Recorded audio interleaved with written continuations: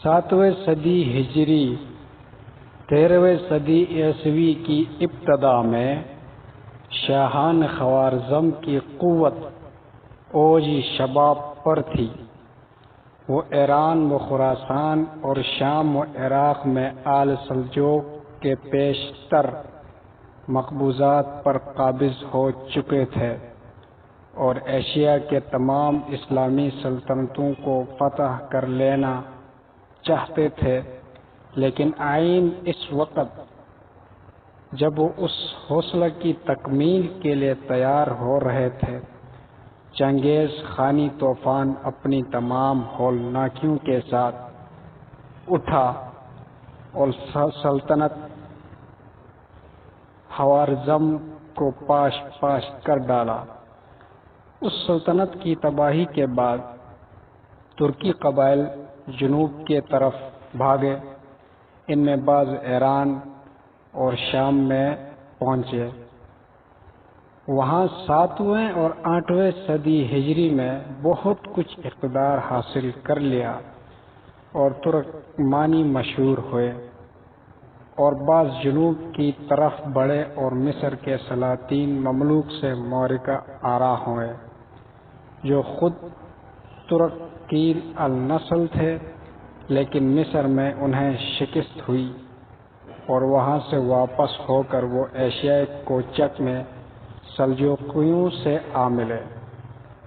انہی ترکی قبائل میں جو چنگیز خان کے حملے کے بعد اپنا وطن چھوڑ کر مارے مارے پھر رہے تھے، ارطغرل کا قبیلہ بھی تھا۔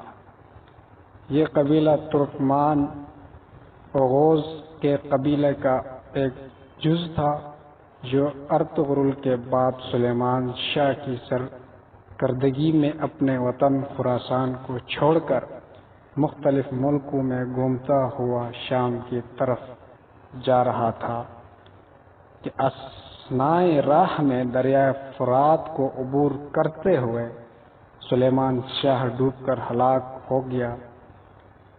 قبیلہ کا بیشتر حصہ اس وقت منتشر ہو گیا، لیکن جو لوگ رہ گئے وہ ارطغرل اور اس کے بھائی دندار کے ساتھ ایشیائے کوچک کی طرف رواں ہوئے اور سلطان علاء الدین سلجوقی سلطنت میں داخل ہو گئے۔ پہلا معرکہ، یہ جماعت جو صرف 420 گھرانوں پر مشتمل تھے، سلطان علاء الدین کے زیر سایہ پناہ لینے کے لیے پائتخت کونیا کی طرف جا رہی تھی کہ راستے میں انگورا کے قریب ارطغرل کو 2 فوجیں مصروف جنگ نظر آئیں۔ وہ کسی فریق سے واقف نہ تھا، لیکن یہ دیکھ کر کہ ان میں سے ایک تعداد کے لحاظ سے کم زور اور دوسری قوی ہے، اپنے سواروں کے مختصر دستہ کے ساتھ، جن کی مجموعی تعداد صرف 444 تھی، کمزور فریق کے حمایت کے لیے بڑھا اور اس جاں بازی سے حملہ آور ہوا کہ دشمن کو میدان چھوڑ کر بھاگنا پڑا۔ فتح حاصل کرنے کے بعد اسے معلوم ہوا کہ جس فریق کی اس نے یوں بروقت مدد کی ہے، وہ سلطان علاء الدین سلجوقی کی فوج تھی، جسے تاتاریوں کی ایک بڑی فوج نے گھیر رکھا تھا۔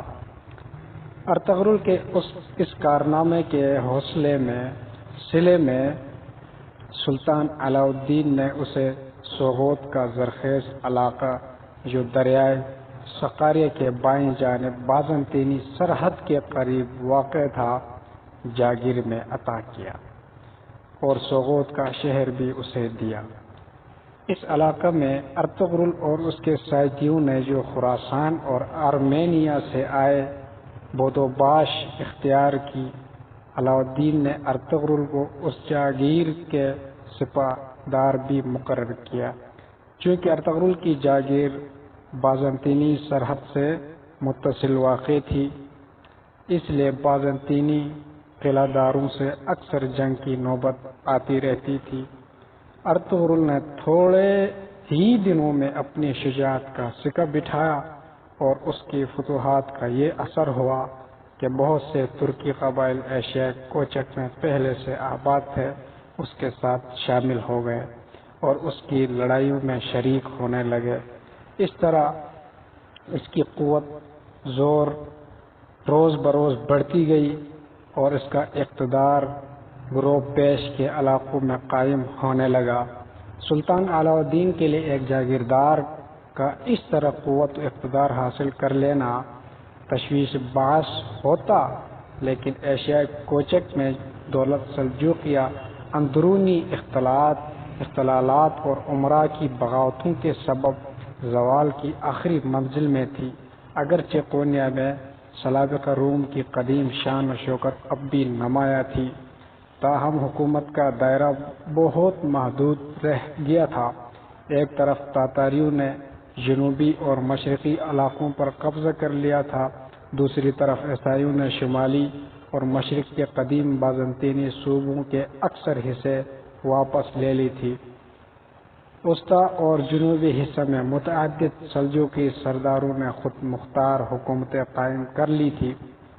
سرحدی علاقوں میں جنگ کا سلسلہ عموماً جاری رہتا تھا اور تاتاری حملوں کا خطرہ کبھی دور نہیں ہوتا تھا۔ ایسی حالت میں ارطغرل جیسے دلیر سردار اور نائب کی فتوحات سے علاء الدین کو بجائے تشویش کے ایک گونا اطمینان نصیب ہوا اور اس نے ارطغرل کو مزید انعامات عطا کیے۔ چنانچہ جب شہر اور برسا کے درمیان ایک جنگ میں ارطغرل نے علاء الدین کے نائب کی حیثیت سے تاتاریوں اور بازنطینوں کے ایک متحدہ فوج کو شکست دی تو سلطان نے اس کے صلہ میں اس کے شہر کو بھی اس کے جاگیر میں دے دیا اور پوری جاگیر کا نام سلطانی صدر سلطانی رکھا۔ نیز ارطغرل کو اپنے مقدمۃ الجیش کا سپہ سالار مقرر کیا۔ اس وسیع علاقے میں بکثرت چراگاہ اور زرخیز زمینوں کے علاوہ متعدد قلعے بھی تھے، مثلاً قراجہ، حصار، بیلیجیک وغیرہ وغیرہ، لیکن سلطانی کے اکثر حصوں پر خود سر امیروں کا قبضہ تھا اور اس جاگیر پر اپنا تسلط قائم کرنے کے لیے ارطغرل اور اس کے بعد عثمان کو مدتوں جنگ کرنی پڑی۔ ہلال سلطان علاء الدین کے علم کا نشان تھا۔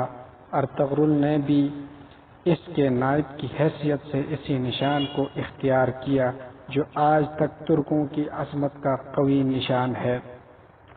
687